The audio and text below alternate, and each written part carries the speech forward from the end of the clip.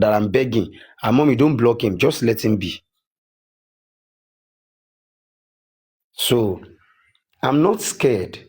That doesn't move me. I mean, atẹ́gùn ò kí ń move mountain now. If you choose to hold me because of my own comments or my opinion, it goes against your own will, your wish, or your plan. It doesn't mean you should be my enemy. Like I said today, táwọn kan dì mọ́wọ́ like okay, Arifa ti compromise, mo dẹ̀ fẹ́ drag Arifa. I said mi ò lọ́tàá, mi ò dẹ̀ lọ́rẹ̀ẹ́. And immediately I said that, York Daddy came to my platform. He speak for like 20 seconds. He dropped. Then he went to his platform, started dragging me. And I've been dragged for several hours. Láti 8 títí di 12. Good 4 hours. If out of that 4 hours, Tabalo only 1 hour just to dedicate it to the circumstances leading to the death of Mohbad, definitely we might arrive at something. These are things Temi ò ní ever ṣe.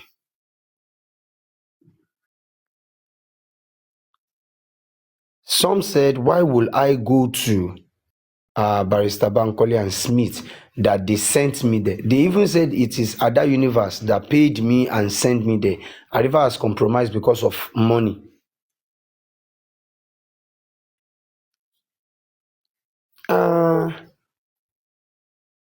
I don't think there is any amount of money that can buy me.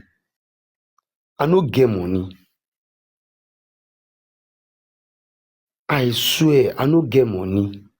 They feel free to talk am anywhere. I know they live fake life. I no get. But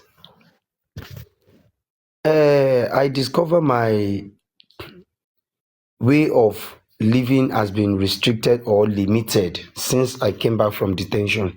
There are many places in Lagos that I no fit go free. I no fit go. People will attack me and all that. There are some people that attack me. They are fans to somebody and they are like, Arifa, you are talking about this person, and they attack me. But glory be to God, I escaped and we later settled because I no fit go without passing that same place. We later settled and I walk away. So all these things we are going through, all these things I'm going through. And then Arifa tẹ̀ ń wò yìí o, ẹ mọ̀ pé tó bá ṣe ń sọ̀rọ̀ àwọn ẹ máa mọ̀ pé calm person, truly ṣe calm person náà. Mo rí inquest ìjọ yẹn, very calm ni o. Very calm ni o. You see, I am kind of man. When I got dragged, I smile. The first person that allowed me to grow a thick skin is Sele, a brother from another mother. Sele dragged me for almost 9 days or even more. Tó tún tọ candle, á dẹ̀ tún jẹ́ kó yé mi pé mo ti tọ candle day one fún ẹ Arifa. I am not because of that saying Sele is my enemy. No. If tomorrow I discover Sele is doing the right thing, saying the right thing, I will go to his platform to give submission. When I'm in detention, my lawyer do say one thing. It is this night that I realize how important those words are. When my lawyer talked to me that somebody said she wants to do something for you on our platform, Arifa, I said, no, I don't want. And the person said, Arifa, wait, let her. I said, Barrister, I no want. And my lawyer said, okay, Arifa, no problem. If that's your wish is my command, no problem. I said, thank you. Funny enough, the following day, my barrister still raised that thing and I still insisted, I don't want. And he said, wait, if it is your enemy, now like this in talking with Joko, he said, Arifa, if it is your enemy that is going to give you freedom, me as your lawyer, I don't care. My priority is your freedom. I don't know how tangible those words are then, but I realized it this night. Now my stand is this, mommy. If it is anti-justice that will make us see true justice for Mohbad, I don't care. Haven't we been tired of saying the same thing every time? Have we not Mommy tired of Soufflés, God first. speculations? Platform dọwọ́ yín. Ẹ máa deliberate ẹ̀ because Arifa, you have sacrificed more than enough for this justice for Mohbad. And this particular step tó ń gbé yìí, ó dùn má wà nínú gan ní platform yìí. Àwọn èèyàn tó mọ platform wa, wọ́n mọ̀ wípé tá a bá ti rí èèyàn tó ti gbé positive step, a máa ń fẹ́ support ẹnìyẹn ni. But 2 weeks lọ fi drag mi o. 2 weeks ni o. 2 weeks ni o. Mommy, Òun ló tún ti dragging bẹ̀rẹ̀ me. mí yìí o. Tó bá ń drag Arifa, it is part of me. I'm used to it. Wọ́n ti ń drag me as at December. Láti bí December 15, wọ́n ti ń drag me. So I'm used to it. Almost a year since wọ́n ti ń drag Arifa. I'm not worried about it. I'm very, very close to Sele before he started dragging me. So I'm not worried about it. So, Mommy, I don't want dragging Arifa to affect any of you. Just like what my brother Onile said. He said he discovered that Arifa has a kind of thick skin. I don't know anything, no. I don't know. I don't know.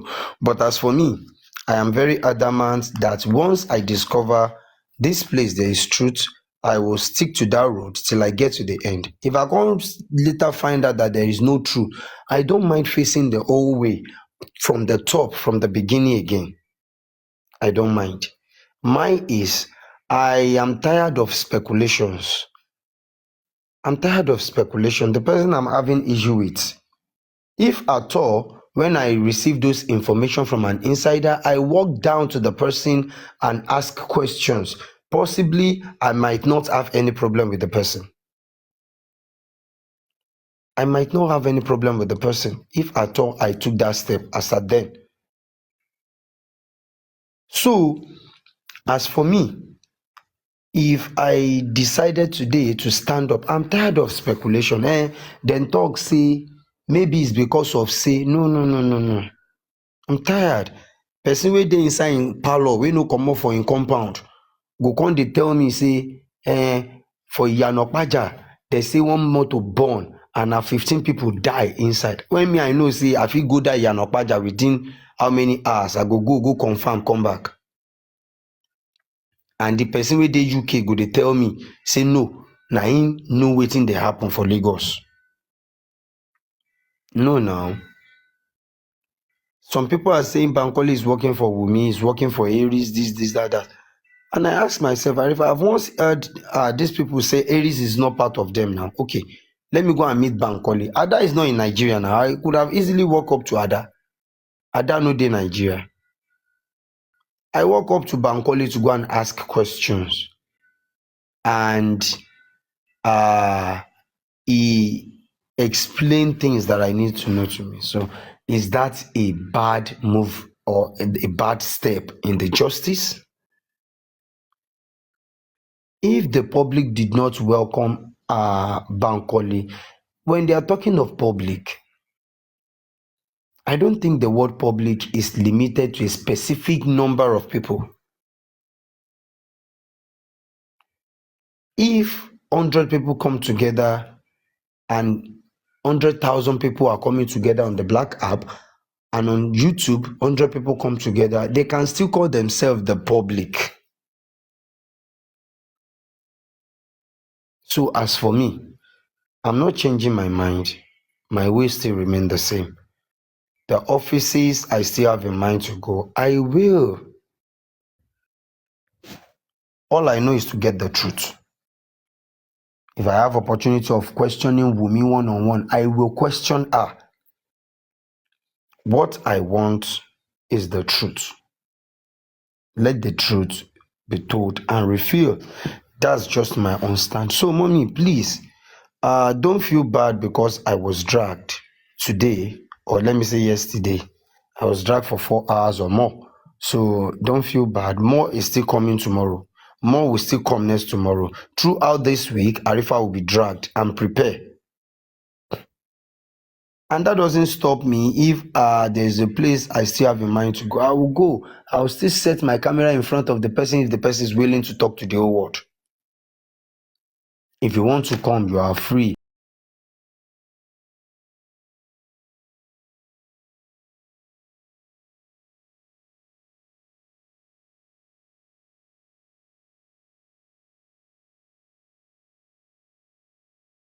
I read and I understand so many things. So whatever they say doesn't change my mind. I move. Yoruba will say, ààlà ló máa fi oko ọ̀lẹ hàn. Ààlà ló máa foko ọ̀lẹ hàn. So as for me, I still stood my ground. I still remain myself, uncompromised, Arifa, and my stance still remain my stance. The only thing I feel bad about is that the set of people, the panel dragging Arifa. I'm not worried about the commenters. These are the same people that will come to my platform to tell me Arifa no gree o. They are the same people that will go to your platform and say Arifa is a thief under different kind of accounts. I don't care.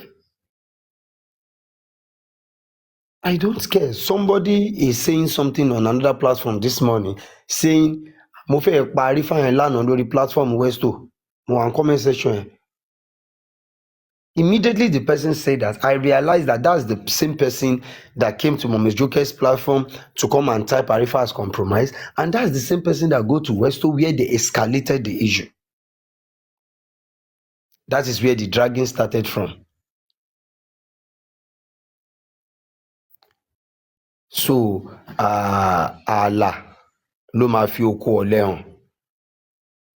They started by, why did I go to Mommy Joker's platform, blah, blah, blah, blah, blah. You lọ́tà, unless you choose to be my enemy, and now you know say you dey do enemy with me, I no get. If tomorrow I discover I need something important and I think who is in the position to do is Sele, I go call him. It's left to him and his conscience if he's going to respond or not. If I discover, if I call Supreme Iron Leader, wetin dem dey call Aries, okay, I can get this information, or she might have person that will do this, I go call her, left to her if she's going to respond or not. So as for me, in as much we are all seeking for justice, I believe we are one. So mommy, that's my stand. Enyabiamo. Mohbad said something. Nti ma fi ń parí ọ̀rọ̀ mi these days nìyẹn. Kọ́lọ́ má jẹ́ á sọ̀rọ̀ tán.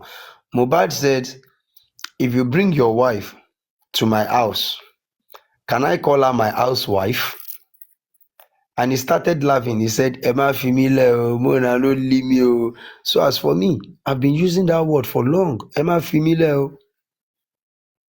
So èmi ò care. Thank you very much, everybody.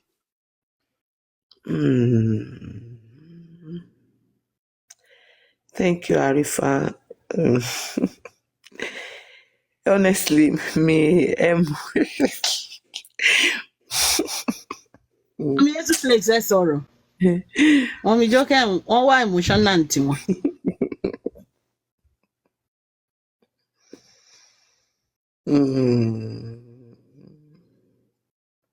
ẹ jẹ́ kí mọ́mí ṣíjú sọ̀rọ̀. J clock. ẹ jẹ́ kí mọ́mí ṣíjú sọ̀rọ̀. J clock. ẹ jẹ́ kí mọ́mí ṣíjú sọ̀rọ̀. Ẹ mute. Yeah. J clock. Hold on, J clock. Mọ́mí ṣíjú. ẹ jẹ́ kí mọ́mí ṣíjú sọ̀rọ̀ kí n lè sọ mọ́mí tó. Okay, mọ́mí ṣíjú. Mọ́mí ṣíjú. mi tí ò ní ẹ kalẹ́ o, mo kí gbogbo abiyamọ kú sí mi èní o. Yes ma. ọpẹlẹ mọ ọ̀rọ̀ yín in fact ó lágbára nígbà tí gbogbo ẹ̀ ń di ẹtikẹ́ tí gbogbo ẹ̀ ń dàrú mọ́ra tí àwọn kan dẹ̀ gbégbèsè pé kán fa everybody kí wọ́n lè parí ẹ̀. Ẹni tó wá tún gbégbèsè yẹn tó wá tún jẹ́ ohun tó jẹ́ pé gbàgbós ló tún lọ fún lẹ́ni tílẹ̀ fi mọ́ ẹ̀. Ṣé wọ́n máa ń dìídì dunnú sí pé kí wàhálà ṣáà máa ṣẹlẹ̀ káàkiri ni?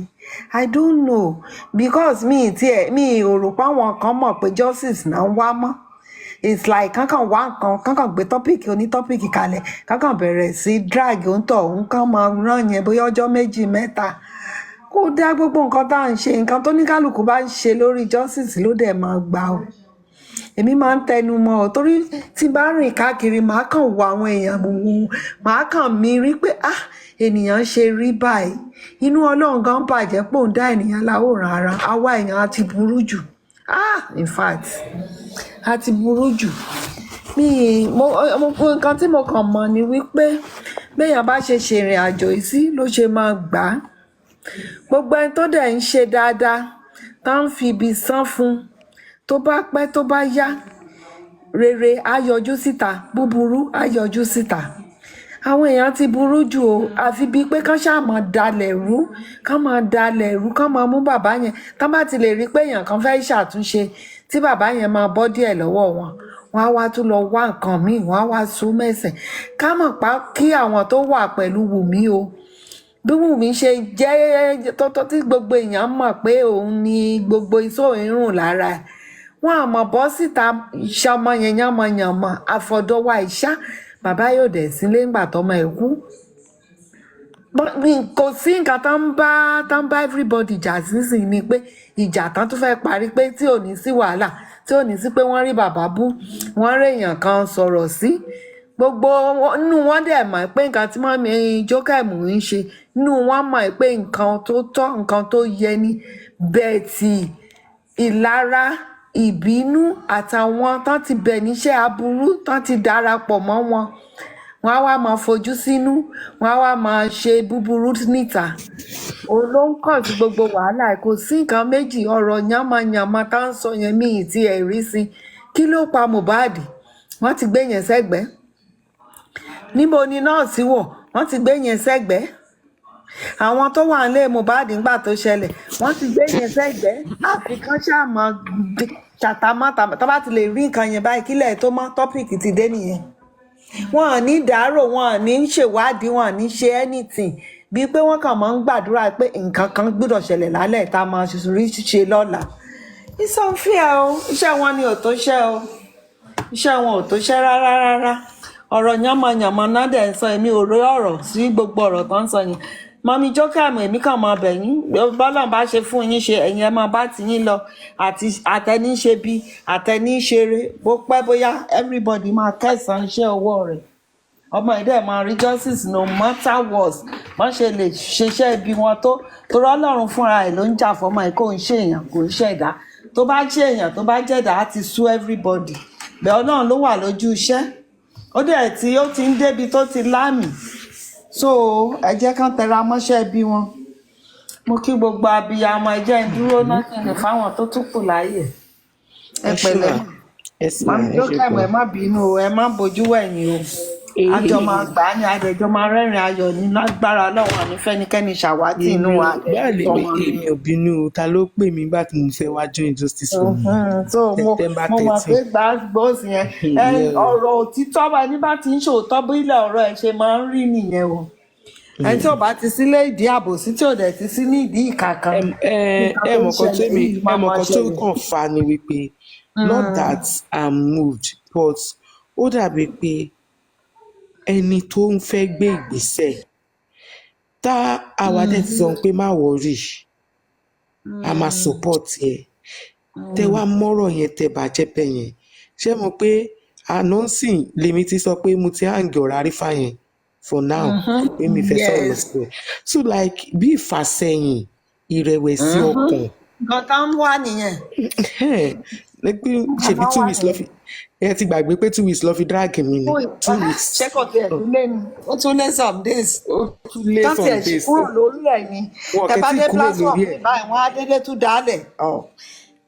àwọn tá a máa ń ṣẹ́ẹ̀kì wọn kiri wọ́n á tún dédé dálẹ̀ máa kàn wò wọ́n báyìí máa mi rí fún wọn. tí bàbá yẹn téèyàn kankan ò bá bú bàbá yẹn tó ń sọ̀rọ̀ òdì sí bàbá yẹn ó máa ní fọkànbalẹ̀ ṣé ó rò bóyá gbogbo nǹkan yẹn kò bàbá yẹn ò ń gbọ́ ni ẹlẹ́ran ara ni eléra wọ́n ara fẹ́ mi fòrò wọ́n ẹ̀mí máa gbọ́ bàbá nǹkan yẹn yẹn ni náà ìyẹn ni wọ́n irú fẹ́ pé fòrò ẹ̀mí. òkè o ṣé mọ̀ pé thank God pé ṣé a máa fún ara ẹ̀ ló wá bí kì í ṣe pé mi náà mo kúkú lọ ilẹ̀ bá wọn pé ránṣẹ́ wọ́n lọ bá parí ìjà o olókàtà ẹ̀ pé wọ́n wá bí ni o ká sọ pé bá mo ránṣẹ́ lọ bá wọn o wọ́n mo dẹ̀ wá ní mọ̀ òkè tó rọrùn kiri bí ìgbóná náà ni mo wọ́n ní mọ̀. màá rìnrìn yẹn o gbogbo èébú tó bá máa bú mi o màá gbà sára o ṣùgbọ́n gbogbo platform yẹn ni màá lọ one after the other wọn mi ò tí ì gbégbèsè àwọn ìyá ó ti kan di tiẹ̀ kíní wà ok láàrin wọn ìyá kan. ẹ wo Mr. Andy ṣẹ́ẹ̀rí lórí TikTok láti jẹta mo pè ní mo ní kó kúrò nínú justice for Mohbad for now mo ní because tí ó bá ti bá rí i pé ó wà níbi tó ti bú bàbá Mohbad mi ì ní bá sọ̀rọ̀ mọ́ mo ní kó kúrò èpè sì pọ̀ jù pé kó kúrò ó dẹ̀ wọ́n ṣe kí ni wọ́n gbọ́ sí mi lẹ́nu láti jẹta ṣe ẹ rí wọn tó gbogbo nǹkan yẹn òun ni a wò pé fine àwọn àtẹnujà ṣé èèyàn dẹ̀ máa mú àwọn èèyàn máa gé dànù ni pé òun ò ní fi oúnjẹ sínú ẹ̀ mọ́ kò lè possible ọmọ téèyàn bí nínú ẹ̀ ṣé kò ṣẹ̀yàn ni ṣé èèyàn máa torí ẹ̀ kọ́ lọ́mọ ni. wọ́n fẹ́ fòrò ẹ̀mí bàbá wọ́n yẹn. ṣe rí àwọn àwọn ló ń tiẹ̀ commenters bàbá yẹn kì í ṣe lẹ́nu tí gbogbo bàbá yẹn commenters sọ̀rọ̀ o tó yẹ kó kì í ṣe sọ. gbogbo commenters o àbòsí ti bàbá ti báyé pọ̀ jù. wọn jẹ́ bí good welcoming wọ́n máa lọ máa darí host ìrúṣẹ́ mọ̀ pé nítorí àwọn tó wà lọ́dọ̀ wa ń bì kówó pé ló máa ń ṣe kinní yẹn jù tó bá ti rí wọn tó gbé bad comment rẹ please we don't need this here ó máa sáré dẹ́ni ẹ̀ lóhùn please we don't need this here we are not interested tó bá pé wọ́n ti ń ṣe bẹ́ẹ̀ fún àwọn ní other platform ni ṣé kò àwọn ní sí mà gbẹ́kẹ̀yédè á ti yẹn lọlẹ̀. àwọn gbẹ́kẹ̀yédè yẹn wọn ò ní lè rí ibi ṣe mọ́ wọn ò ní lè rí ibi ṣe mọ́ ikọ́ yẹn gógó ni mò ń try pé tẹ́ a bá lè wòye pé ẹ̀yin commenters yìí ṣé ẹ̀ ní ìrònú ara tiyín ni tó bá ti gbede téèyàn ti wòye pé àkú ní ṣe bí ipa àárín yín that is just it anyway ṣá gbogbo ìgbésẹ̀ tẹ́ ẹ̀ ń gbé wọn àti ẹ̀ ń rò ó dénú pé kàn ti ẹ̀ ronú jinlẹ̀ pé kí ni ìyá yìí tí ẹ̀ ń ṣe kí ni ìyá yìí tí ẹ̀ ń ṣe gbogbo nǹkan téèyàn dẹ̀ ń ṣe yẹn kò sí nǹkan tó sì burú jù wọ́n á kàn máa da gbogbo ẹ̀rú wọn á máa sọ̀sọkúsọ ọ̀rọ̀ rírùn gbogbo in fact mo ṣáà mọ̀ pé ọlọ́run fúnra ẹ̀ máa tètè yanjú ọ̀rọ̀ nígbà gbogbo ẹ̀ bá yanjú tóníkálùkù wọn tóníkálùkù gbalé ẹ̀ lọ màá wo ohun tó tún máa fi ṣe tọ́pìkì ọlọ́run á yanjú ẹ̀ ní kíákíá lágbára ọlọ́run. ok máa ẹ ṣe máa God's word. mọ́mí jókè mẹ́ta gbogbo lórí good evening everyone. Mọ́mí ace Arifa mi fiẹ́lẹ̀ mo really bò like appreciate you. no stress ṣá it is well. hello gbogbo lẹ́ẹ̀kalẹ́ mọ́mí ace ẹ kalẹ̀ God first abeg make you dey in charge. òun náà ni mo ń sọ mo really appreciate gbogbo nǹkan tẹ́ ẹ̀ ń ṣe because I really respect you like bẹ́ẹ̀ ṣe máa ń wọ panel yẹn no mi ò wọ panel but me I will always stay in the comment section láti lè jẹ́ kọ́ mọ́ one thing tí a lot of us will realize is pé Arifa almost 90 days ló lò nínú jail. welcome me Damilola. And he can still go back ipò òun ṣe àwọn justice yìí ṣé ẹni yẹn ló fẹ́ compromise. Then nǹkan tí mi ti wá realize ní justice yìí ni pé nǹkan tí mi realize ó fẹ́ kó look tiring to us that at the end of the day we'll all quit and they will be able to talk to baba ẹ jẹ́ kó let go bẹ́ẹ̀ ṣe understand kind of thing. Èyí ni mo rí pé child tí Paparano máa ń pè wọ́n they are actually child. Àgbà ọkọjọ́ orí mọ́mí o. Kiss. Mọ́mí kids ni wọ́n lò tọ̀. Àgbà ọkọjọ́ orí o. I'm telling you. Àgbà ọkọjọ́ orí and I keep telling people like everything is not about age. Ọmọ nǹkan tó ọmọ 7 years old mi máa sọ ń gbà mí tẹ máa fún ní respect tó jẹ́ pé máa gbọ́ lẹ́nu 65 ẹ̀ sá lọ. I understand kind of thing because èmi ò rí anything kan tán achieve ní level tàdé pé ká máa drag. In as much I'm not following your own opinion does not mean like just anti-justice ni mi. Lè jọ fi orí wa kan síbi kan náà. Those are the things mo máa ń comment jù pé lè jọ fi orí wa síbi kan náà. Then mo máa ń fẹ́ káwọn èèyàn béèrè question kan lọ́ra wọn pé nǹkan tèmi bá ṣe nínú justice bó jẹ́ búburú ni bó jẹ́ rere ni kọ́lọ́n dá mi lẹ́jọ́. Àtèmi náà o. Bí mo ṣe máa ń sọ fún wọn ní ọ̀bọ tẹ bá notice àwọn people yẹn wọn lè ṣe amen. Àtèmi náà o. kọ́nà dá wa lẹ́jọ́ because nígbà tí èèyàn bá jí everybody ń ṣe gbogbo lè tó wá jẹ́ pé any little thing tó bá ti ṣe báyìí they anti-justice then at the same time bíbélì náà ló sọ pé alábùkún ni fún ẹni tó ń fẹ́ peace láàrin àwọn èèyàn ṣe understand kind of thing and the same person yìí náà lẹ́yìn máa tún castigate pé èèyàn kan báyìí everybody yìí wá díjú sójú kan náà ẹ wá díjú sójú kan náà àwọn kan ń ṣe kinní kan àwọn kan ń ṣe kinní kan but èmi yìí sọ lẹ́ni justice yẹn a máa gbà. There is another question. There is another question I asked them today. Please, let's power tap, everybody, please. Question kan wà tí mo tún béèrè lọ́wọ́ wọn lórí comment wọn níbẹ̀ lẹ́ni pé tó wá jẹ́ at the end of the day Smith yé àti Bankole ló gba justice níbo ló fẹ́ fojú sí. Níbo ló fẹ́ fojú sí. Èmi ò care whoever anybody tó fẹ́ gba justice I don't care. A lè jọ kọjú síbi kan ó ti tiring mọ́ mi ìdè parọ́ fún yín ó ti tiring but this set of people àwọn make owó ni ẹ gbàgbé wọn make owó. Ẹ bá sọ pé ó ti tiring wọ́n máa ní kẹ́ lọ jókòó wọn pè yín. But àwọn kan ló pè mí wá sílẹ̀ báyìí like a castigating when it comes to come and castigate èèyàn ni mo sọ pé ó ti wà tiring. Mi ò tiẹ̀ mọ bọ́ ṣe ń mọ̀ pé anti-justice là ń lè ẹ̀ Bankole and Smith and kí ló porúkọ mẹ́ta and Ada Universe they are not looking for justice àárẹ̀. Oníwọ̀n wá lọ ẹni tó lọ tó ṣe kinní kan ẹ wá tẹ bá ti wá dúró ní platform yìí mọ́mì mi ò lè parọ́ fún yín o mo kọ́ gbogbo wọn lẹ̀ o tí justice bá padà end tó bá padà gbà tán àwọn kan wà tí máa drag I will come out with my full face àwọn kan wà tí mo máa drag mo dìídì nǹkan kan wọn lẹ̀ gbogbo nǹkan tó dẹ̀ ṣe gbogbo nǹkan tẹ́ gbọ́n tó náà ń sọ yìí mo ní recording and I would never send it to you. I have every recording.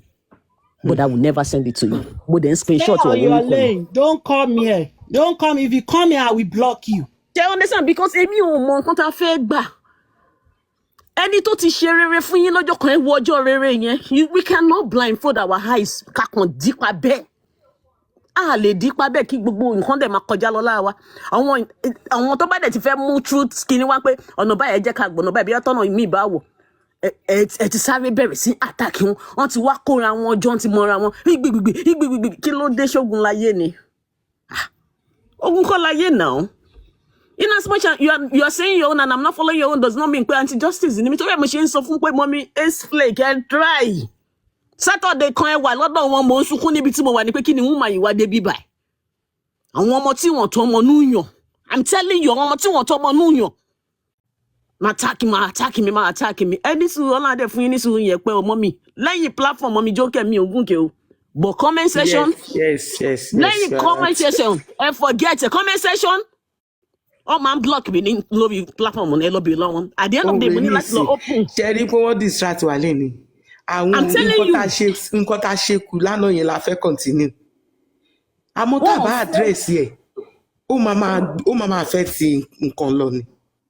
Wọ́n fẹ́ òótọ́ wọ́n fẹ́ àwọn tó ń ṣe òótọ́ wọ́n fẹ́ máa fi sú àwọn tó fẹ́ òótọ́ ẹ̀yin náà ṣe títí yín àwọn tó tún sọ nípa justice wọ́n tún wá gbàgbé justice yẹn pátápátá láyé wọn lè ṣe kíní kan wọn lè ṣe kí wọn and main person ló máa gba justice yẹn mo ti sọ fún kọ́lọ̀kọ́lẹ̀ main person ẹni tó bá wá jàjà yìí láti bẹ̀rẹ̀ ẹ̀kọ́ tó máa jáde tó máa gba mi ìdè mọ̀ bóyá gbogbo wọn máa lọ wo orí péèjì Wùnmí àti Démọ́lá mọ́mi orí máa ń fọ́ mi everyday.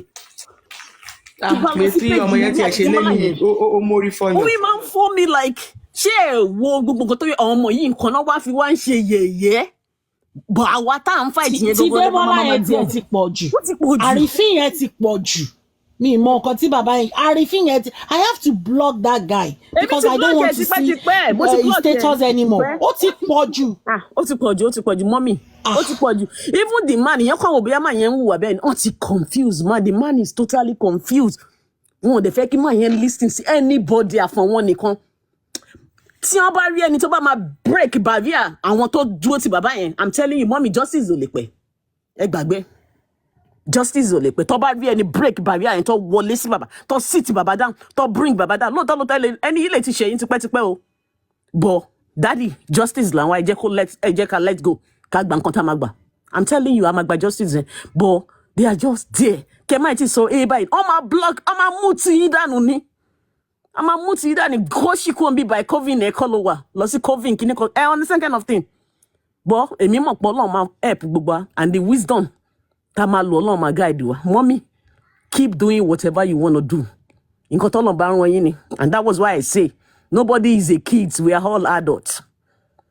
We are all adults. Mo lè wà younger because èmi ṣẹ̀ṣẹ̀ máa 40 ni o, ṣe understand? But bí mo ṣe wà younger, ìyá tó bí mi, bàbá tó bí mi, tí bá fẹ́ ṣe nǹkan, tí bá rí nǹkan tó bá ní kí n ṣe, tí bá ní mi nígbà. I will do my mind. I believe in either go yid or kó má yid. My own is I still give it a try. Kò wá ṣe pé mo kàn máa wá adding art yẹn, ṣe understand? Máa wá adding, máa wá dúró sójú kan. Me, what I understand kind of thing. Like, so that's why I said everyone is an adult. Arifa, whatever you want to do, go ahead. Tọ́lọ́run bá ti fún any grace, tọ́lọ́run bá dẹ̀ ti fún any wisdom, just go ahead, my brother. Nobody can. Am I a conquer you? I'm me job. Shaking can lie. Na lie. Fight must of pray over it. If it is the way tọ́lọ́run fẹ́ guide any, God will help you. Thank you, my brother. Ẹ jẹ́ fi submission mi lẹ̀ síbẹ̀ mommy. Ẹ ṣé gan ma. ọ̀rọ̀ rẹ̀ o, ọ̀rọ̀ rẹ̀. wọ́n fẹ́ kó sú everybody ní kò dẹ̀ ní sú wa kò ní rẹ̀ wá. Kò ní sú wa, kò ní rẹ̀ wá, báyìí ṣèlú a máa mú rẹ̀ ń give sọ up. tó fẹ́ wé ọ̀fẹ́ gbéra lárúkọ Wọ́n ti gá wa Jésù. létí lọ́nà. J-Clock, ẹ kálẹ́ mà. ẹ kálẹ́ o. Mo kí gbogbo yín mà o. Ẹ káàbọ̀ sí Kóvùn.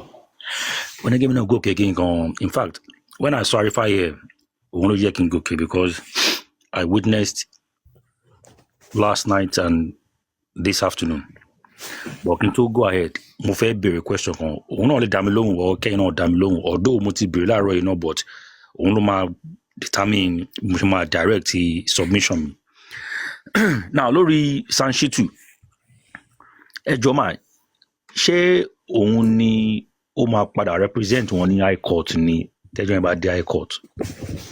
Ṣé Sanshitu? Bẹ́ẹ̀ni. Sanshitu ló máa represent Aloba family. Ṣé mo pa Aloba family? Ó pín sí méjì, ìyàwó ọ̀tọ̀, bàbá Mohbad ọ̀tọ̀. But kò sí nǹkan tó burú pé other NGOs ọ̀hún náà lè dúró ní orí kéèsì ẹ̀tọ́ ní interest. Ṣé mo pé entertainment lawyer náà wà? Mọ̀mí Jókè, ẹ má bínú mà. Yes. Ẹ jẹ́ kán get it right. Àti ìmọ̀ bóyá Sanshitu. Tí mo fẹ́ sọ fún mọ́mí Jókè mú. Arifa, ìwọ náà God first. Ìwọ náà Arifa, kó tún wá máa sọ pé nǹkan tó tún sọ nísìnyí ẹ pé máa sọ pé ẹ mọ̀. mi ìmọ̀ o. Rẹ́kọ̀dì ń lọ. Ẹ má jẹ́ ká torí pé wọ́n máa drag wa, wọ́n máa drag Arifa, wọ́n máa drag ẹnìkan. Ká boycott ò tọrọ. Jerry, we can't say yet if Sanshitu will be the person to represent at the High Court, but I think it should be. In as much tí corona inquest tó tí tán, àti lè sọ year tí High Court yẹn fẹ́ jẹ́, àti lè sọ how many months tí corona inquest ti kù, àti mọ̀ bóyá weeks ló kù, bóyá months, bóyá years dẹ̀ ṣì ló kù, nobody knows. And the contract between Sanshitu and Baba Mohbad, I don't know.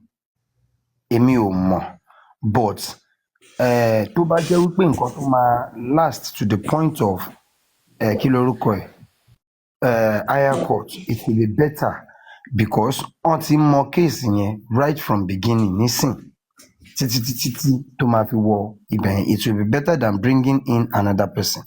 But to answer the question straight, I think the best answer for that question is we don't know yet. J-Clock, ọjọ́ tẹ bá ti rí Mr. Correct because wọ́n wà ní comment section wọn dẹ̀ lè wá bí because wọ́n lè. So ọjọ́ tẹ bá ti rí wọn, àwọn náà wà ní best position láti answer question yẹn. We don't know. So nǹkan tó ṣẹlẹ̀ ní ẹ má bínú. Well, Mr. Correct because in fact I don't want to talk about him. He's not been a straightforward person. So when I get more borrow on the platform, I don't need to, I've observed the way he talk and thought about the bed daru on my around. But what in do once I put around into it, so I don't even want to go there. Now, Arifa, this is where I think you step on toes, right? Emi Osoro, you understand, and I love the encouragement. The moment you said Sanshito has established and Prime Boy should fàṣùkòtò ara ẹ̀ kó fà dáadáa kó má bàa ṣe wọn. Ọjọ́ yẹn ló ti ṣe gbogbo wọn because anything tó máa dàbí òótọ́ ọ̀rọ̀ lára àwọn tí wọ́n jọ wà wọ́n fẹ́ káwọn èèyàn máa sọ. Now ẹni tí ó lọ sí school gan tó bá gbọ́ this and this and this has been established. Don't tell me ẹni yìí tún wá gbé nǹkan míì dé again tó jẹ́ nǹkan tó fàjà wa nìyẹn. Wọ́n mi ẹni sùúrù. I'm talking about Arifa because I was on his platform today. Táwọn kan pè tó ń sọ pé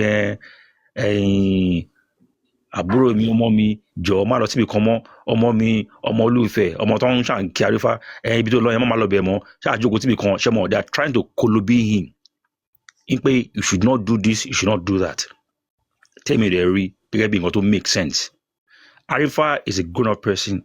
If he chooses to be neutral and speak the fact, you shouldn't be disgracing or disrespecting him.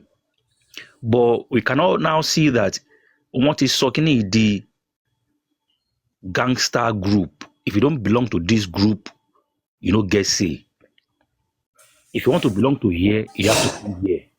Only for Arifa Leninsin. Because Arifa said, I went to Smith and Banks. And also, 3 things have been established. And when Darusha was dragging Baba inside the court, lying against him, Mr. Shitu did not come up and say, objection. In Konti, Arifa will compromise Lord Omoniye. And for him to now come and stand alone, saying, no, in got to believe in. So that you have to see what táwọn gbé dání, ọdún fa gbó drag in. Now, ma, ṣé ibi tó yẹ ká bá ti gbá ọgbọ́n gbà mí tá bá bá òmùgọ̀ ń bẹ̀, ṣé kò yẹ kó dàbí ìyàlẹ́nu fún yàn ni?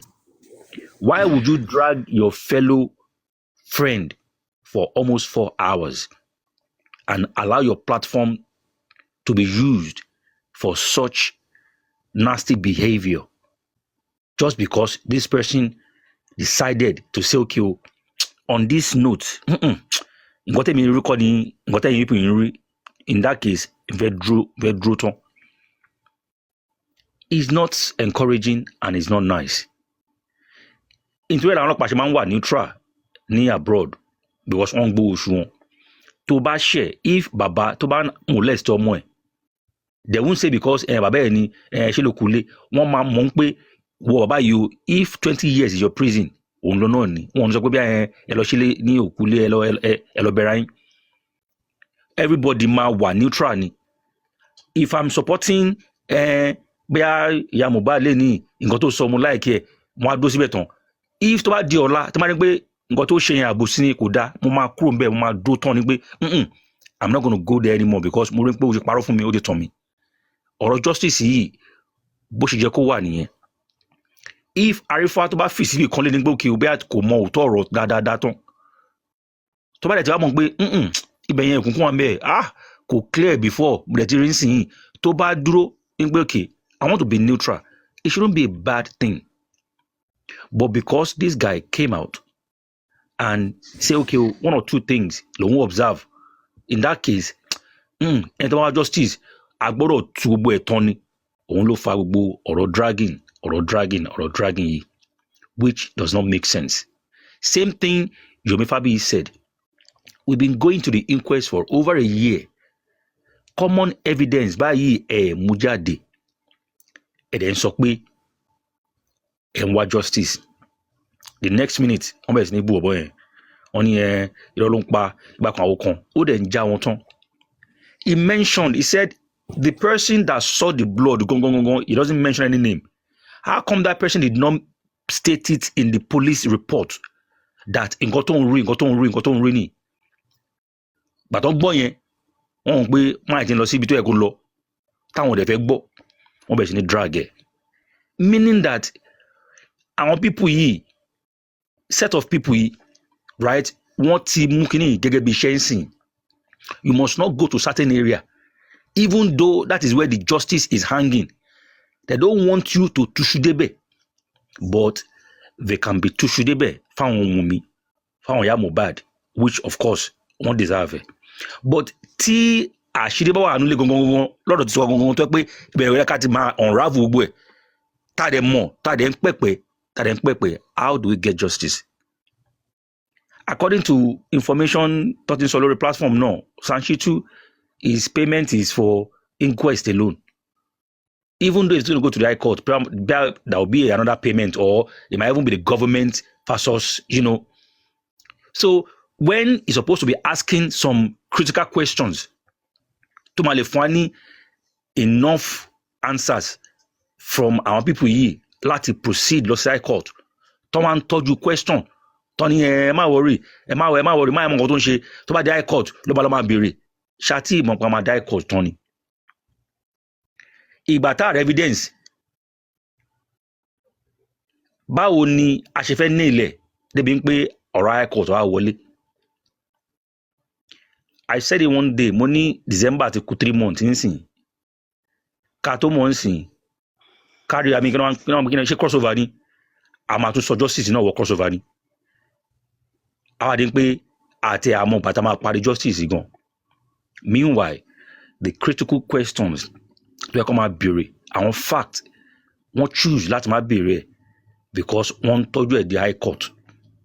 Then are we going to finish this justice? Ṣó máa padà tán báyìí ṣá? If justice is in our pocket nínú ilé títí wa gangan tá a refuse, tá a ń ṣe àbòsí pé a fẹ́ sọ tán débẹ̀, then we shouldn't expect any justice. Òun ni àná yẹn mo fẹ́ gòkè lórí Westo, mo kàn gbé I don't need this. Mo ti rí àwọn kákọ̀ọ́sọ wà lórí panelist yẹn, wọ́n ti pọ̀ ju àwọn tán fẹ́ sòótọ́ ọ̀rọ̀ lọ. So in that case, wọ́n máa water down whatever tó bá sọ ni. The same thing today when Arifa came up, mo ti rí àwọn tó wà lórí panelist, mo jẹ́ pé àwọn lè yí wọ́n ti kóra wọn wá síbẹ̀ yẹn láti wá water down whoever tó bá fẹ́ sòótọ́ ọ̀rọ̀ ni. Mo ṣe ń gbé maybe if I get to see Arifa on another platform, if I'm able to come up, I'll come up and say what I want to say. Arifa, if you want to be neutral, continue being neutral. Òótọ́ ọ̀rọ̀ ó ṣòro ṣe, òótọ́ ọ̀rọ̀ sọ̀rọ̀, ó ṣòro sọ. Once you begin to talk òótọ́ ọ̀rọ̀ báyìí, ó máa bẹ̀rẹ̀ sí máa ní problem as in àwọn ọ̀tá ni. And in the end, Ọlọ́run máa gbéyàn yọ, ojú rẹ̀ máa tì wọ́n. But if you choose to now say because wọ́n ti ń takú àwọn ọjọ́ pé pàdé ẹ̀ ni wọ́n ti fẹ́ máa go against ẹ bàbá, in the end, you máa padà tẹ́ńbẹ̀ náà ni o. You rather just stay on the fact and continue to be neutral and nailing the fact instead of jàsọ́dọ̀ wọn. Ọ̀pọ̀lọpọ̀ nú wọn follow náà ń ṣe. Ohun tó máa ti gbọ́ táwọn ọ̀gá wọn sọ lókè báyìí náà wọ́n máa sọ. They will not sit down and say, let me even analyse this in my own head. Ṣé ó possible? Ṣé ó make sense? If Arifa has gone to Banks and Smith, kí ni big deal tó wà ń bẹ̀? If Arifa has come to Jokem's platform, kí ni big deal tó wà ń bẹ̀? Màmá Arifa ló ní Màmá Arifa lọ bá, kí ni wá jẹ́ big deal? Why must you castigate him because ó ti lọ sọ́dọ̀ Mọ́mí Jokem, that means going to compromise? Does it even make sense? Ẹnìkan wá ṣekùn gbẹ̀ngbẹ̀, ọkùnrin ṣekùn gbẹ̀ngbẹ̀, ó lọ ṣe platform, ó bẹ̀rẹ̀ sí ní máa jẹ́ káwọn máa bú àwọn èèyàn. Ẹ jẹ́ kí n dalẹ̀ mọ́ bíbẹ̀ máa kọ́ra gbé àwọn máa lọ go out of character, but it does not make sense if people begin to continue and behave like a cuckoo man. Ẹni tó pé orí wọn ti yí dànù. It does not make sense, and they should stop it. Sorry, J-Clock. Please, I don't want you to get angry and lose your track. My dad will say, if you don't want to be like somebody, don't emulate the person. In as much I don't want to be a dragger, I will not dwell in anybody's behavior. By you getting angry and you're talking like this, definitely you will drag people as well. You're going to insult, you say sort of things, even things you are not willing to say because you are angry. Please, let's just focus. Let's face where we're going. All this thing is bound to happen. This is what I'm prepared for. I've been prepared for this for so long. So I'm not scared and this cannot weigh me down. Please, let's just focus. What is the next line of action? What are we to do? What should be the next thing? So please, let's just focus. Please. Don't let's digress or See what I want. insult anybody or anything. No, Please.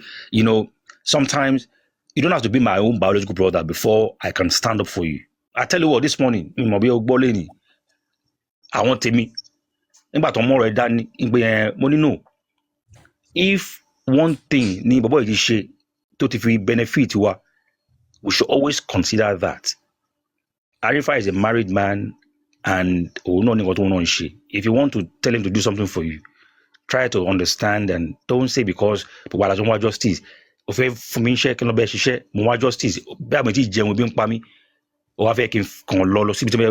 it's not fair. Let's try to understand each other. I'm not going to say because on this note, if I have to talk about things that's done in a good part, I will speak it. If I see it's going derail, I will talk. That is how to be neutral and be a good person. Don't see Otoro and hold it. Don't see bad one and it's just life is simple. But like you said, Kaloma Thank you very much, J-Clock. Thank you very much. I saw something. Arifa, don't be sugar-coated. No, not so. Just like what J-Clock said. Timbari biti Wumi ti ṣe nǹkan tí ò dáa. Tí mo dẹ̀ ti rí tó pọ̀. I keep hammering it. I keep saying it. Tí ẹni tó wà nítòsí mi bá wá ṣe nǹkan tí ò tẹ́ mi lọ́rùn, didn't I have right to talk about it? I think I should. I said Barrister Shitu did not object to what was said against Baba Mohbad, and it doesn't go down well with me. And the following inquest, I saw how effective Barrister Shitu was. And I'm still the same person who go from platform to platform to praise Barrister Shitu. To the point that Bukky just even put a call across to me. I picked the call and she said, Arifa, I'm live, please. I want to ask you a question in front of over 2,000 viewers. Can you please tell us what you view concerning Barrister Shitu's performance, the last inquest? I said, wow, fantastic. He did this, and I'm very, very impressed. So we have a very good person to go with. Me seeing the error he made doesn't mean I should castigate him or throw him under the bus. No, doesn't make him my enemy. This is the person that is fighting the justice I'm fighting, and is even ahead of me because he's fighting for me. He can talk where I cannot even talk. He will be recognized where I will not be recognized. So I don't think I've done anything that warrants all this, but glory be to God. So let's just focus. That's just it. Let's focus. The dragging really affects my life. Ọjọ́ wo ni hearing appeal àwọn Bankole and Smith? I have not gotten the specific day, but I think it's between 15 to 18. So I'm going to confirm that, and I will be there by God's grace. So the dragging affects my wife so much. Arifa tomorrow 9 a.m. Definitely, I will be there. I will definitely be there. So there's no cause for alarm. When I had the issue and all that, waiting man go do now. I just have to pet my wife and calm her down. Let's move on. Come on, forget it. So those are the things. Those are the things. So we move. Arifa, later now. Thank you, J-Clock. God bless you, Daddy. Thank you.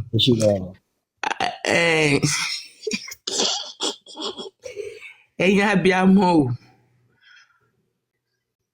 Ẹ̀mi on mute now. Mommy Adufe, Mommy Esuflex. Hello ma. Okay, ṣé ibi tí mo ṣe àǹgọ̀rà Arifa sí ni kì í ṣe àǹgẹ̀ sí àbí kí n sọ kalẹ̀? Ṣé mo pé mo lọ gbé call lẹ́ẹ̀kan sómi ọmọ. Ṣé mo pé mo miss the majority of the call. Ṣé understand? Èmi sọ̀rọ̀ lẹ́ẹ̀kan. Okay, ṣé mo pé nígbà tí mo ń ṣe sọ̀rọ̀, let us know. Code. Tó fi dífá. No problem. No wahala. We kò sí wàhálà. Ìyá ẹ̀ ni wá. We dey for you. We dey for you. Tóbi Diva ti àwọn èèyàn mi ti ń respond ní comment section. Don't force the show for comfort. No. Why now? Ṣé ẹ̀bọ̀ káwọn oníṣkì rẹ́kọ̀dù ọ̀ràn wà ń bí ni? Ẹyin ò tiẹ̀ kì í mọ́tẹ́ ọ̀. Àwọn oníṣkì record. Kò sí wàhálà Arifa. We dey for you ṣá. Ibi táwa ṣáà ti fẹ́ rí justice làwa wà. Ìgbọ̀n bá pa wá ní kí lórúkọ wa náà? Coven Anti-Justice Compromise. I have a question for Arifa. Arifa o, ọmọdé àgbà. Mo wà pẹ̀lú yín, màmí. Mo fẹ́ béèrè question kan nípa àwọn Mr. Bankole and Smith. Wọ́n ní nígbà tẹ ẹ lọ bèè lọ́wọ́ wọn. Ṣé àwọn yẹn ló wà níbi pé toss-up inquest ni àbí what is their own purpose? I mean, I'm just asking. If it's something you don't want to talk about, the song by. You understand? I'm just asking. Yeah, it is something I can talk about because the question I ask, not the formula answer, can I talk about it on a social space? They said yes. Arifa, you can talk about it anywhere. So Arifa ti lọ kọ́gbọ́n ti dé ó ti mọ bó fi ṣe ń ṣiṣẹ́. So I asked him if I'm permitted to talk about it and talk about him as well. And he said, Arifa, you can talk about it anywhere.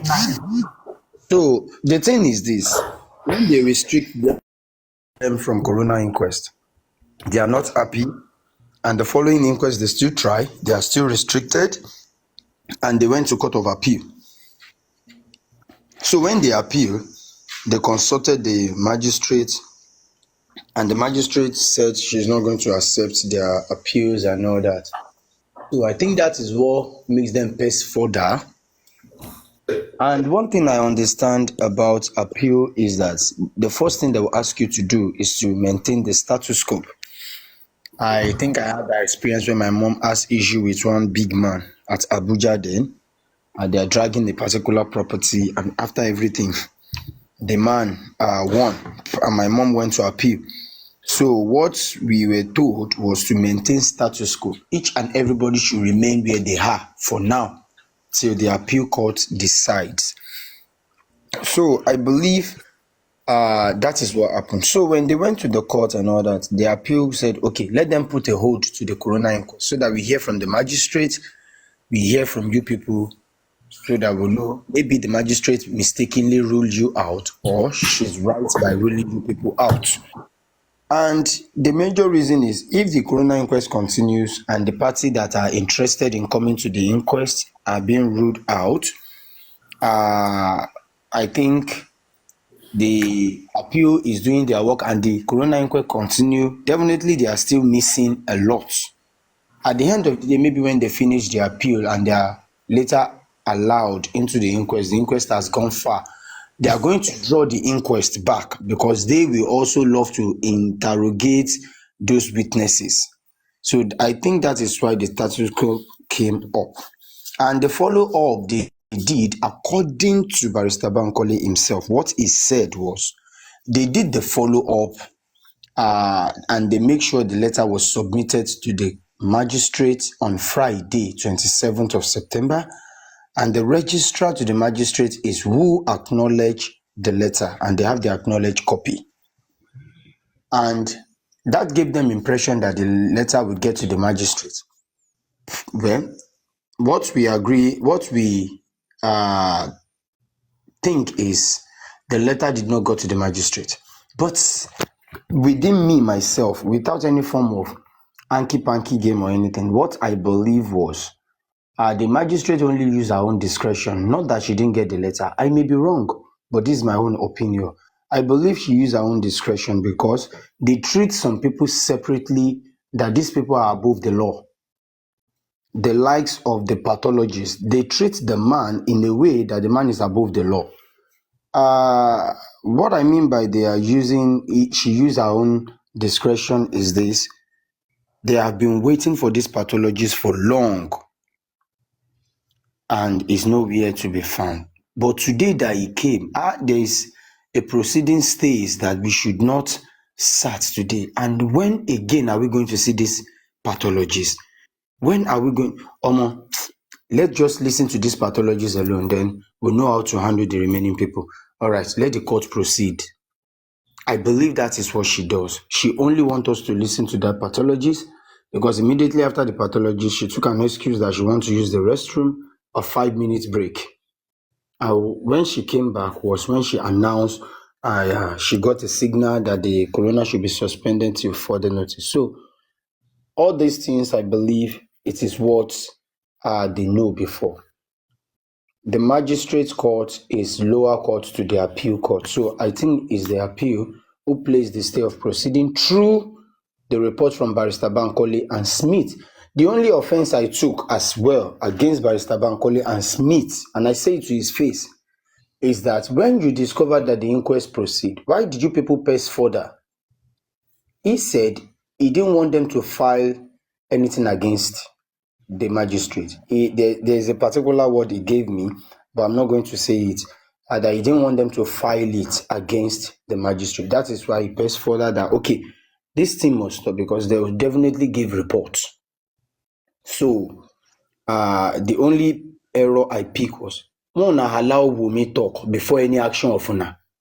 Una for allow Wumi more hear from her that very day before una own action, because I could see Barrister Shitu is in prime.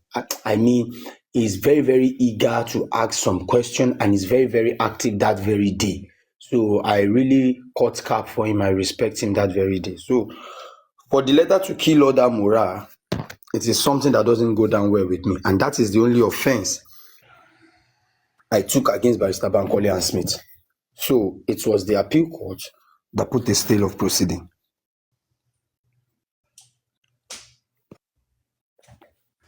Thank you. Most of them go to understand here, man, for real. Because lójú tèmi gbogbo nǹkan tán address ní corona yẹn. I hate to say what I'm about to say, it's nothing but BS. Àwọn tọ́rọ̀ kan gangan inú ilé náà ti pa wọn sọ̀rọ̀ lórí gbogbo bẹ̀ yẹn. Ẹ̀yin fẹ̀tẹ̀ sílẹ̀ ń palàpalàpà. Wọn sọ̀rọ̀ ọjà tó ṣẹlẹ̀ nínú ilé. Gbogbo nǹkan tán náà ti ní enough evidence yẹn. To me, I'm sorry, it's bunch of BS, for real. Gbogbo nǹkan tó ṣẹlẹ̀, báwo lọmọ ṣe kú sínú ìjà tán náà jà nǹkan. Èèyàn sọ̀rọ̀ kò sọ̀rọ̀ dí àwọn yẹn. Ẹ rí pé wàhálà nìyẹn báyìí. Wọ́n wá ní wọ́n ti ní enough evidence. Irú enough evidence wo nìyẹn? Gbogbo CC àbí kí lẹ́yìn pé kíní tí a máa ń play yẹn kí lorúkọ náà ń pè ṣe CC ni àbí kí náà TTC wọn yẹn. Gbogbo ọ̀rọ̀ tí wọ́n sọ tó parọ́ tó sọ gbogbo ẹ̀ tẹ́ ń béèrè tó ń béèrè orí tó ń sọ̀rọ̀ ọ̀run. Gbogbo yẹn ò sí ń bẹ̀ o. Gbogbo yẹn ò sí ń bẹ̀ o. Ẹ padà kàn rí interrogate yẹn o. Èmi náà ti mọ̀ tẹ́lẹ̀ pé ọ̀rọ̀ inquest yẹn ó ti di èyí jẹ èyí ò jẹ. Ọlọ́run á gba gbogbo ògo ṣá anyway because wọ́n wá ní wọ́n rí enough evidence. Irú enough evidence wo nìyẹn? Gbogbo ọ̀rọ̀ tí ọmọbìnrin yẹn pa tíró ẹ̀ ń lọ tó ń béèrè orí tó ń sọ̀rọ̀ ọrùn tó ń béèrè ẹsẹ̀ tó ń sọ̀rọ̀ apá. Ṣé gbogbo yẹn ò tó evidence fún wọn lọ́tọ̀? Ṣé gbogbo yẹn ò tó evidence lọ́tọ̀? Ó parọ́ pé ọmọkùnrin yẹn kú níjọ́ Tuesday. Gbogbo ẹjọ́ tó dẹ̀ ń rò ó rí fati Monday. Bàbá kan tí mo rí pé ó sọ̀rọ̀ ẹ̀ tí máa yàn ò dẹ̀ síbẹ̀ mọ́ ìyẹn Fádilé àbí kí lẹ́ ń pè. Bàbá yẹn dà pé ó ń hámà. Tẹ́bá lọ gbó kinní yẹn dà bẹ́ẹ̀ ló ń hámà. Àwọn the right question sí pé question tó ń bí ẹ̀kọ́ ló ń dáhùn. Ṣùgbọ́n nígbà tẹ́mi gbọ́ tí bàbá Shitu sọ̀rọ̀ lójú tẹ́gbọ́ yẹn sọ̀rọ̀ nígbà tó jẹ́ pé tán tí nígbà tí Arifa ṣe gbé òòlù interview wọn you ask some question níjọ́ yẹn tí bàbá fi sọ pé kò sí ibi téèyàn ti lè kò sí egbò tí ó lè pààyàn ta ló sọ bẹ́ẹ̀ nígbà tó jẹ́ pé ìjà tó wọn àti prime boy ìjà yẹn lójú tèmi o ẹ wá lè rí enough evidence so ẹjọ́ torí Ọlọ́run irú enough evidence wo náà rí ṣùgbọ́n Ọlọ́run wà ṣá o tó bá mú kéèsì ọmọ ẹ̀ tán ṣe bó ṣe wù wọ́n there is God o. Eléyìí tí gbogbo àgbáyé jókòó sí lọ́rùn yìí Mohbad máa gba justice. I don't know lọ́dọ̀ mi ṣe rí tí wọ́n láwọn ti ní enough evidence ní corona ẹjọ́ kí ni enough evidence tán ní corona a máa press further náà ni pé ẹ kó fi over ṣàdúrà wa 365 days kó bá wa ẹ fi kó ṣe corona. fact jáde kó bá wa kó fact jáde. Kí ni fact tán láwọn ní lọ́wọ́? Ó ṣàmà bá wa kó bọ́ta èmi tí a mọ̀ pé prime boy lọ́ọ̀yà ẹ̀ ó kojú òṣùwọ̀n ẹ̀jẹ̀ máa fáìtì tiẹ̀ dé góńgẹ́. Ṣé ń gbọ́? Ṣé sàn ẹgbọ́n kan tí Sister Tomi Diva sọ? Only he said it's normal for husband Yes, ó wà and ní wife to interview fight. yẹn. Ṣé sàn ló sọ yẹn ṣá? Mọ́mí Àdùfẹ́ ẹ má padà sẹ́yìn ṣé mọ̀ pé gbogbo nǹkan tó fi bẹ̀rẹ̀ ìjà pẹ̀lú wa nìyẹn. Ṣé kàkọ́ máa fọwọ́ bá wọn bò náà ni? Arifa wọn ní gbogbo yẹn sọ ọ́ ṣe bí wọ́n lo interview wọn Arifa. Mommy, Emma Jeka, get it wrong. You see, in this profession, Sanshitu is a very good lawyer. Nobody disputing that. One thing, we are human beings, we are bound to make mistakes. Even in our professions, I'm a mistake like Mistake ló cause àwọn èèyàn ní life wọn nìyẹn. Goalkeeper, ó ń ṣe back pass, tó ń cost team ẹ̀ ní trophy. Player score, tó máa lé team ẹ̀ kúrò ní tournament. So, my own is this. If any error has been made and some people dictate the error, I think the next thing is just to do the right thing to cover up the error. And me talking about that particular aspect in my live stream was to call our zombie for the ọjọ́ mẹ́ta àwọn dẹ̀ wọ́n bá wa po àkẹ́wọ́rì nígbà tí wọ́n dẹ̀ máa padà lọ sí inquest ṣé wọ́n béèrè questions That is it. They should we want do the more ní tiwa we want more. I'm still the same person who praised Sanshitu after the last inquest because I could see the way he battled it down with the pathologist and he established a good fact that I can never do away with. He said, look at this result. Is it certified? They tried to dribble him and he made sure he won. You understand? Honestly, he did a wonderful job that the last inquest. But notwithstanding, Ashama pray kote bawaka see autopsy result tiwa. That is just it, mommy. Emma Jeka dwell in it. So let's be hopeful and positive. Like this case, Mohbad is getting justice, and Prime Boy is going to be free. Because there's no way he's going to get free out of this case. And standing here,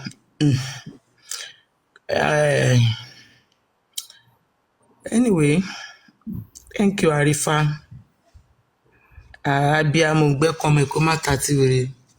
No problem. A máa sọ yẹn ṣá later.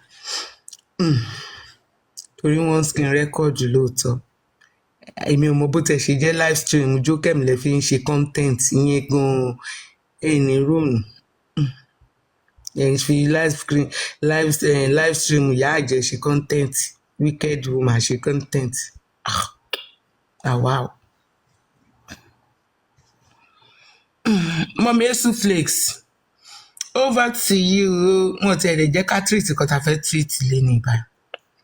Àwọn nǹkan tèmi ò ṣe ń fẹ́ distraction rí. His Holiness, welcome in.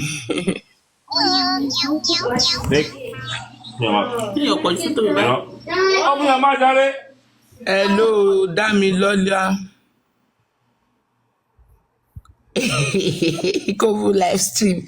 Morúkọ wa ni Kovu Anti-Justice Compromise. Orúkọ wa ni me, the president of the Kovu. Animator, ani chief of staff. Ani chief of staff. So gbogbo àwọn kan yẹn la ní bí báyìí. Anyway, you see, let's move from that. Yeah, we move. No retreat, no surrender. Justice for Mohbad. Initially, mo ti rò pé mo fẹ́ gbé justice for Mohbad just for 2 days in a week. Mama ṣe àwọn marriage talk wa yẹn for like 3 days kí máa fi 2 days rest. Mọ́mí Esuflix CTC wa tá à ń ṣe lánàá ẹ jẹ́ ká complete ẹ̀. Mọ́mí Esuflix. Àbí. Oya CTC wa tá à ń ṣe lánàá ẹ jẹ́ ká complete àti kúrò lórí ẹ̀. complete ẹ we did. Complete ẹ o. Ṣá complete ẹ lánàá. No, ṣe àwọn kí a kàn pick àwọn snippets inú ẹ̀ ní àwọn bí tẹ́tí yes àwọn bá làlá fẹ́ ṣe lónìí. Okay, ẹgbẹ́ oṣù làlá fẹ́ ṣe. No, earlier Mommy Adufe was saying that we should can analyze the Mohbad. So wọ́n ní pé kí wọ́n jẹ́ kẹ́ ṣe tó pẹ̀lú ọ̀rọ̀ owó ń drag wa yìí. Pé maybe we can still do it. Okay, ẹ̀yẹ́ ẹ̀já jábọ́ sí àti kúrò lórí àti bọ́ọ̀lẹ̀ ń bẹ̀. Àti bọ́ọ̀lẹ̀ ń bẹ̀ àní anything tó dẹ́ fẹ́ máa distract wa mọ́. Mo ti ṣe mo ṣẹ̀fẹ̀ ṣe ni o, ẹ jẹ́ kí ọ̀n mi sọ. Ẹ ṣe yín là ń dòde. Afẹ́bọ́ sórí ẹ̀. Àti yanjú ibẹ̀ yẹn tẹ́lẹ̀ náà àbínú Arifa so a sọ ibi tá à ń gẹ̀ẹ́sì ní wàhálà. A sọ bẹ́ẹ̀. Arifa thank you. Àwọn tí mo kàn like Arifa fún ni wípé ẹ lè drag lórí platform Arifa kò ń drag kò máa analyse ni. That is the spirit of justice. A lot of things wà tó yẹ ká máa look into. We are not doing it. We are being distracted. And àwa dẹ̀ la fọwọ́ ara wa fa distraction yẹn. Because tó bá yẹ pé àwọn nǹkan tó yẹ kẹ́ máa wò kẹ́ máa ṣe báwa ṣe wà yìí a ṣe stop ni irú Dàmọ́lá yẹn a máa ti fún jẹ pa pẹ̀lú gbogbo update tó ń ṣe fún still ta fún bàbá Mohbad. Àmọ́ ẹ̀ẹ́dì kó notice pé à ń drag òun ẹ̀ẹ́dì kó notice later. Ó padà notice náà ó notice ẹ̀ kó wọlé wá bí. Oh my goodness gbogbo tó yẹ kó lọ nìyẹn wọ́n jẹ́ ṣe yẹn Wọ́n ní ṣe kó ṣe nìyẹn MP kó wá kára sí yín. títì yẹn ó yẹ kó máa treat ẹ̀ wọ́n pé ká máa drag ara wa ká máa Ẹ wo bá ṣe píìkì ẹ wo bá ṣe mú wọn lánàá ní gbogbo ẹ̀ tó ń tọ́ka wa padà sí Monday ó kẹrù bóun sọ Tuesday Monday ó kẹ́ ń tọ́ka wa padà sí Monday. burúkú ọmọ àlè Àwọn nǹkan yẹn ló yẹ ká máa ṣe. apọkọjáyé Yín lẹ mọ o. husband killer. Mẹ́rin náà ṣáàdé òun àdé o mẹ́rin náà dé òun àlè ní o.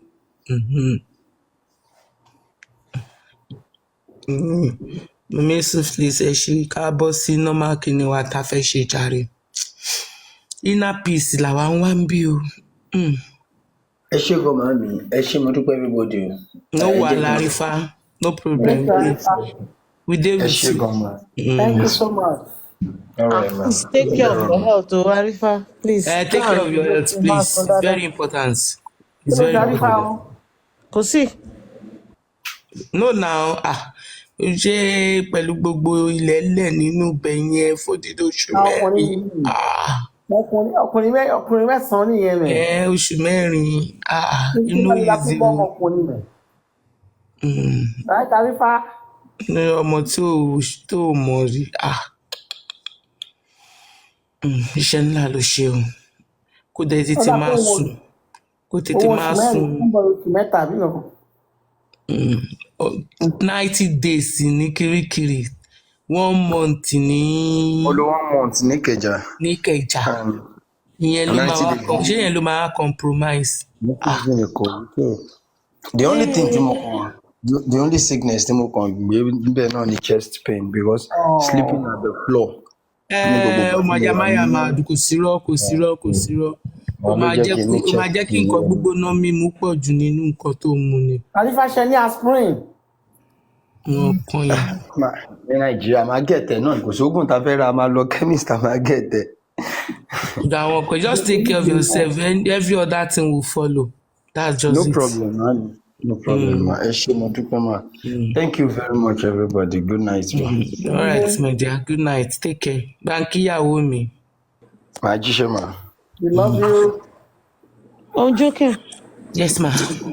Okay, ká tó lọ sí ìyá Mohbad mo kàn fẹ́ sáré bring out ibì kan. Ṣé o ké kíní glass tí wọ́n sọ pé wọ́n fọwọ́ fọ́ yẹn? Ṣé o ké prime boy sọ pé ẹ̀yin Darosha ló ń jókòó sí ní owners corner? Yeah. Nígbà tó ń béèrè lọ́wọ́ ìyá àjọ, ó ní ẹ̀yin driver left side ibi ẹ̀yin driver ní glass tó fọ́. Okay, Left side ẹ̀yin driver. ẹ jẹ́ sáré kà. Wọ́n á ní we were stuck and we could not move, and when we were waiting I was in the other car with the other boys, and he came down and went to me, and he was angry that what are we doing here? That No, I was in the other car with the other boys, not in the same car. No, bóyá ó lọ síbẹ̀. Okay, so ṣé mọ̀ yí pé kò bọ́lẹ̀ rárá? Ṣé mọ̀ pé kò bọ́lẹ̀ rárá? ẹ máa gbọ́, ó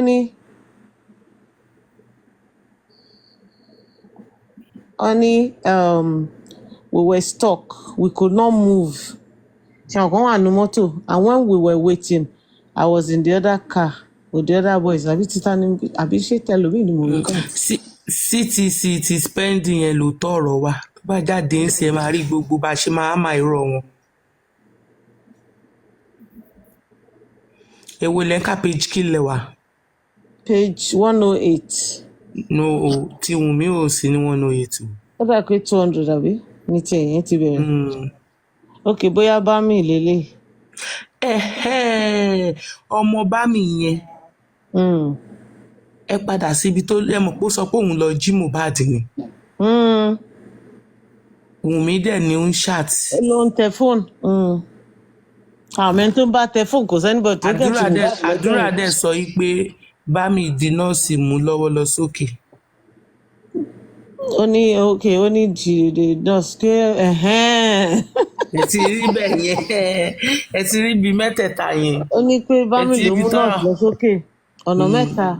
No, nǹkan tí mi ti ráyè ṣe mo sọ pé màá ṣe àwọn questions kan wà identical questions yẹn tí o gan give different answers. Yes. And even up till now gan even Darosha náà tún give another answer. Wendy náà give another answer. Gbogbo ọdẹ wà ní olé yẹn. Àwọn onírọ́. Irọ́ ti bí wọn lórí. But nǹkan tí mo ti fẹ́ bring out ni pé ó dà pé bá mi lélẹ̀. Ó ní which side? Ó ní the passenger side at the back.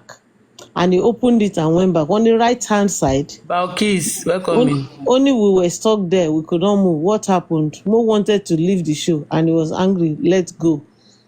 You don't know what time of the day it was. He said in the evening around 12:01. Why do you think the deceased wanted to go home at that time of the day? That is how we do when we go to shows. We go home immediately. Could it be that he was already intoxicated? I am very sorry to say.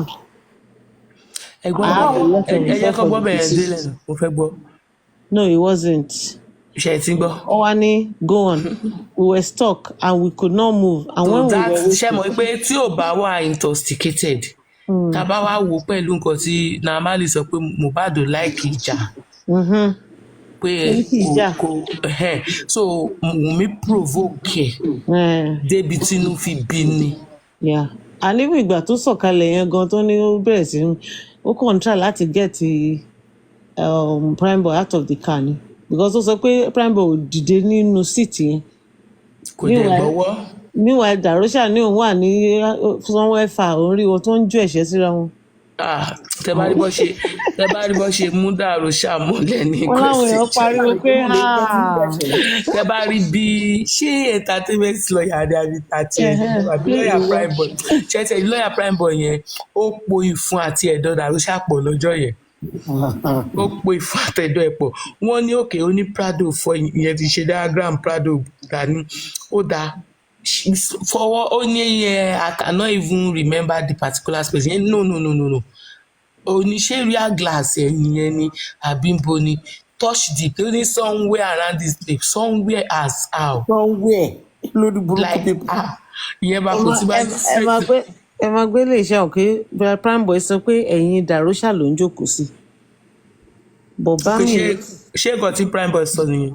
prime boy sọ pé ẹ̀yin dàrósà ní. So that means Mohbad ò jókòó sí owner side. Kò jókòó sí owners corner even tẹ bá wo kinní yẹn lọ́jọ́ yẹn ṣé Prado yẹn ni side tí Mohbad jókòó sí tí wọ́n wind down tó ń juwọ́ ẹ̀yin driver ló jókòó sí ẹ̀yin driver ni Mohbad jókòó sí. ẹ̀yin driver mi ò rò bóyá ti ètò fi lọ sí show.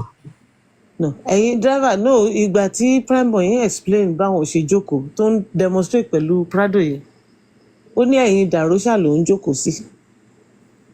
So that means owner's corner nìyẹn. Owner's corner now wọ́n ní the passenger side at the back he opened it. tẹ bá dẹ̀ wo ẹ má bínú mà tẹ bá wo kíní fídíò tó gbé jáde yẹn mídù ni Mohbad wà. Ní fídíò yes fídíò ti dàrósà tó ṣe yẹn. no mídù kọ́ ṣe rí fídíò yẹn. Yes. ó sọ pé dàrósà ẹ dúró ó mì pé dàrósà jókòó sẹ́gbẹ̀ẹ́ driver because for him to be able to capture Mohbad like that kò lè capture ẹni tó jókòó directly sẹ́yìn ẹ̀ bẹ́ẹ̀ láti jẹ́ pé ẹni tó jókòó sẹ́yìn ẹ̀. Thank you and then tẹ bá tún wo kinní yẹn just like bóyá wọ́n ti lọ léegun safe tí kò sí prime boy nínú ẹ̀ because prime boy ò yọ. Tẹ bá wo fídíò yẹn máa ń pé Mohbad ti look so tired. Kò ń ṣe fídíò pé ìgbà tó ń lọ sí ṣòkó pé bóyá ó fẹ́ try láti prove sitting arrangement. Ẹ ti understand? Mohbad ti look so tired. So nǹkan tó tiẹ̀ kọ́kọ́ prove ni pé ẹ̀yin driver ni Mohbad jókòó sí àfi tó bá jẹ́ pé dàrósà ló nǹkan tí drive fídíò yẹn prove nìyẹn. dàrósà dẹ̀kọ́ ló drive Prado wọ́n rẹ́ǹtì Prado ní so driver Prado ló drive Prado. bẹ́ẹ̀ ni. So nísìnyí that is established pé ẹ̀yin. Okay Balkis ṣe ẹ ti understand mi yẹn so àwọn fídíò táwọn lọ gbé bọ́ta yẹn nísìnyí wọ́n tún fi implicate ara wọn mọ́ ni. Thank you. Because that video was not when they are going to the show, it was after because already téèyàn bá ti wo Mohbad bẹ́ẹ̀ Mohbad look so tired. Yes. Àwọn mo máa sọ pé every evidence ọba ń jù síta wọ́n fi ń shoot ara wọn mọ́. wọ́n fi ń help wa ni. Okay. Wọ́n fi ń help wa wọ́n dẹ̀ tún fi ń help prime boy ni because how come tó fẹ́ gbérù nǹkan síta tí prime boy dẹ̀ sí nínú jeep yẹn at that particular moment. Yes. And ẹ̀yin yẹn náà ní prime boy jókòó sí. Okay. So nísìnyí nígbà tó ń béèrè lọ bá mi yìí sìn ó sọ pé which side one question one which side only the passenger side at the back and he opened it and went. Adejoke, mute your mic please. On the right hand side only yes that was when then they went to the left side at the back where prime boy was sitting. No, prime boy was not sitting on that left side. Prime boy was sitting on the right side. Yes. So irọ́ ló pa ń bẹ̀ yẹn. Irọ́ ló pa ń bẹ̀ yẹn. Ó assume pé owner's corner ni Mohbad máa jókòó sí tó bá ní òun ò wà nínú the same Prado. Ìwọ tó wà nínú second Prado ó dẹ̀ rí Mohbad tó bọ́lẹ̀ láti right side tó lọ sí left side. The sínú second Prado the same Prado ló wà bọ́lẹ̀ even at the time tí ó sọ pé ìjà ń ṣẹlẹ̀ sọ̀kalẹ̀. Inú Prado Mohbad ló wà. Bámi ò sí inú Prado Mohbad ó wà nínú ìdí ọ̀dà. Ṣé Bámi lẹ ń sọ ṣé Bámi nìyẹn. Yes, Bámi ló ń parọ́ ojúkorojú yìí. Òun ló wà ní page 108 ó ní. We were stuck and we could not move. And when we were waiting, I was in the other car with the other boys. And he came down and came to me. And he was angry that what are we doing here? that he wants to go home. Then he went back to the car. While I was going to my own Prado, I saw him come down from his own Prado, his own side. Only which side? Only the passenger side at the back. And he opened it and went back to the other driver's side back. Right hand side. He said yes. Then went to the left side at the back where Prime Boy was sitting. And when I saw him going there, he was trying to hit him. And I called the people in the other Prado that Mohbad is fighting with his friend. And everybody came down. Fighting with Prime Boy, he said yes. And I called others to come because he was angry at me for still allowing us to be at the show. So when I saw him trying to fight him, I could not go near him. I was scared. Can you imagine? So I called others so that they can help him. And by the time we got there, the glass was already broken. But àwọn people yìí wọn nífẹ̀ẹ́ Mohbad rárá. Ẹjọ́ ta ló sọ yẹn pé I couldn't go near him, I was scared. Ta ló sọ yẹn? Bami. Kile, what do you mean by I was scared? Àwọn olórí burúkú. Ṣé pé wèrè ló ń jà ní? Ṣé Mohbad di kìnìún ni àbí kí ló mean? Àbọ̀ kan lè ṣe play tán lórí stage. Only I was scared. I could not go near him. Because he was angry at me for allowing us to be at that show. Okay, ẹ jẹ́ ká wá dá padà sí ìjánu ilé. Ẹ jẹ́ nǹkan. Ọ̀rọ̀ tó sọ yẹn, ẹ jẹ́ ká dárò yẹn padà sí ìjánu ilé. Nígbà tí ìjà yẹn ti toxic tó ti wà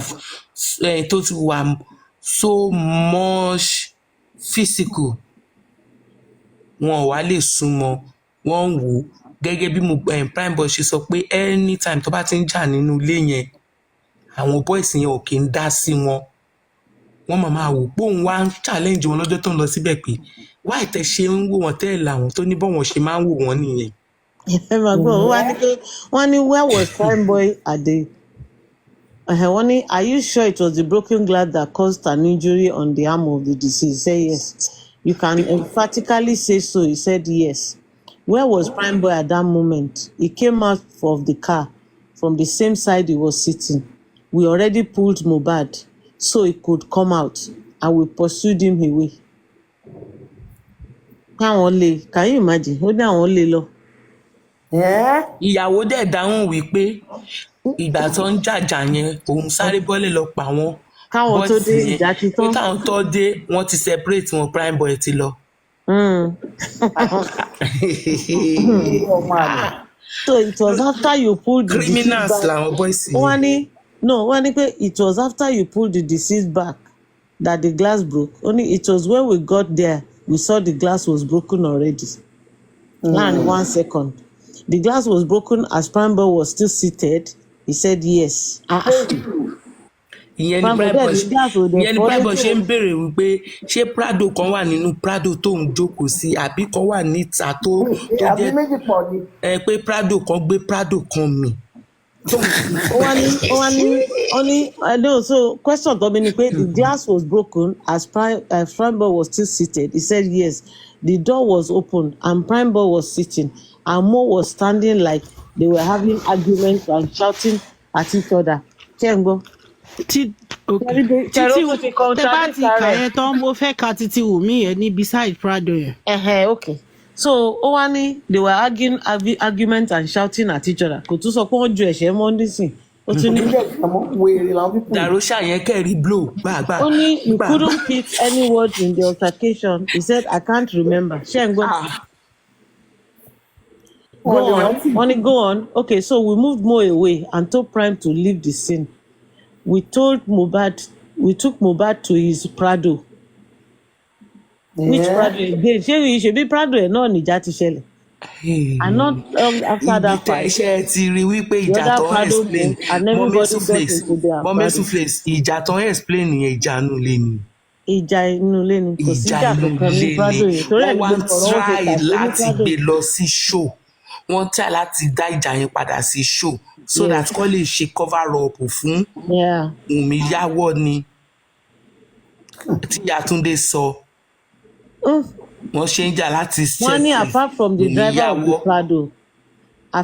the driver of the Prado, who else was in the same car with the deceased? Only Darosha, Prime Boy, his wife, and Spending. Imagine. Adéjọkẹ́, thank you. Imagine. Dúró náà kí ló dé tí gbogbo wọn kọ́kọ́ fi exclude Ojì àti ìyàwó every one of them no exclude Ojì. Only despite the fight, he still entered the same car. He said Prime did not go back with us. He stays in Ikorodu. So you don't know exactly what time you got to the house. He said the house. He said what exactly? Don't know exactly where exactly is the house? Only Orchid Road. What time did you get home? Only I can't remember. I didn't check the time. They can't remember. I can't remember. I didn't check the time. Sherry, Only it was still dark. Mommy soufflé. Sherry, spending ti ó ti pa Wùnmí sílẹ̀ ń bíbẹ̀ yẹn. Yeah. Because ó sọ ó láwọn méjèèjì àwọn wà nínú mọ́tò kò sẹ́ni tó bọ́lẹ̀ náà àwọn méjèèjì. Kí ló ń ṣe nínú mọ́tò? So pé ṣé mo wí pé mo bọ́lẹ̀ lọ pé èèyàn nísìn irọ́ ni. Irọ́ ni. Gíláàsì fọ́ kò ta sí Wùnmí lára. Ṣé mo pé kò sí irọ́ kò sí àti ẹ mọ̀ pé irọ́ ni. So but now kí lorúkọ ẹ̀ Spending sọ pé aṣọ tó ń wọ̀ ṣẹ́ẹ̀tì ti tòun lòún fi bo ọmọ. Ó ní nígbà tàtẹ́gùn torí pé gíláàsì ti fọ́ afẹ́fẹ́ dẹ̀ pọ̀. Ṣé ọmọ yẹn ṣì di Wùnmí níbi ọ̀rọ̀ tó sọ ó ṣì díẹ̀ síta mẹ́yìn. Ìjà nílé yẹn. Bàbá ń ka story yìí ni mo máa ń wò pé boy Spending yẹn ó yẹ ká wò ó dáadáa o. Jẹ́ kí sí ti ṣe jáde a máa lè rí bí understand ọ̀rọ̀ ìjà. That Spending. Jẹ́ kí sí ti ṣe jáde a máa understand. Ìwọ́n mọ̀ ẹ̀jẹ̀ nǹkan tá a rò ó. Jẹ́ kí sí ti ṣe jáde a máa understand it better.